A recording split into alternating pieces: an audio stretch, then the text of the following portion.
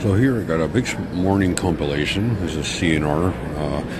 Supposed to be an AI image. I through going Burning BC, and then Norfolk Southern with UP cars, and then the old traditional BN caboose from long ago, from years back in the 80s at least, and then CNR going through Squamish with empty cars, crossing over the old bridge there, and then this is another picture continuation of the Norfolk Southern with UP car crossing over a bridge, another part of the eastern state, and mixed compilation otherwise. And then of course the Southern Railways eastbound trip, which I missed this morning. Silly me. Luckily, they caught the train in time. It was just, they only looked like a few cars. It wasn't much. Maybe just a work job or something in that area, looked like to me. So yeah, it is what it is.